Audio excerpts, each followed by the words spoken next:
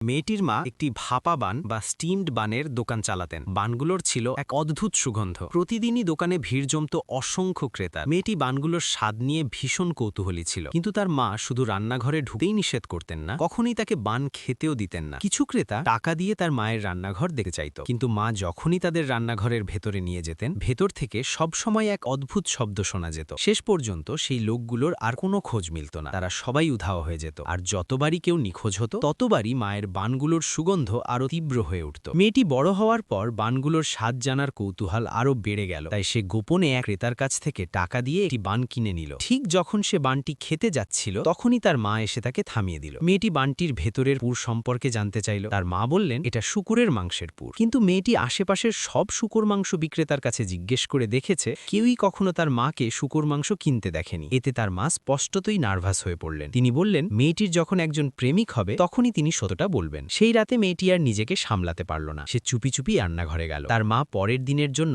বানের পুর তৈরি করছিলেন। রান্নাঘরের ছুরিতে লেগেছিল টমেটোর রসের মতো লাল দাগ। মা তাকে দ্রুত ঘুমাতে যেতে বললেন। মেয়েটি বেরিয়ে যেতে যাচ্ছিল, ঠিক তখনই আবার সেই অদ্ভুত শব্দটি শোনা গেল। মা তড়িঘড়ি বললেন রান্নাঘরে নাকি ইঁদুর আছে। এই ঘটনাগুলো মেয়েটির কৌতূহল আরও বাড়িয়ে দিল। পরের দিন মেয়েটি টাকা দিয়ে একজন ছেলেকে ভাড়া করল তার প্রেমিক সাজানোর জন্য। তার মা যখন ছেলেটিকে দেখলেন, তখন হঠাৎ করে এক অদ্ভুত হাসি হাসলেন। খাওয়ার সময় মা তার বিখ্যাত বান পরিবেশন করলেন। মেয়েটি খুব অবাক হলো, কারণ তার মা আগেই বলেছিলেন এই বান শুধু বাইরের লোকদের জন্য। কিন্তু তখন মা কোনো ব্যাখ্যা দিলেন না। তিনি মেয়েটির জন্য একটি পানীয় ঢেলে দিলেন। পানীয়টা শেষ করতেই মেয়েটির মাথা ঘুরতে লাগলো। অল্প সময়ের মধ্যেই সে টেবিলের উপর লুটিয়ে পড়ল। ঠিক তখনই তার মা মেয়েটির প্রেমিককে রান্নাঘর দেখার আমন্ত্রণ জানালেন। ছেলেটি কোনো দ্বিধা না করেই রাজি হয়ে গেল। মেয়েটির জ্ঞান ফিরলে সে দেখল আশেপাশে কেউ নেই, কিন্তু রান্নাঘর থেকে কিছু শব্দ আসছে। সে রান্নাঘরের দিকে এগিয়ে গেল। ভেতরে ঢুকে সে যে দৃশ্য দেখল তা তাকে সম্পূর্ণ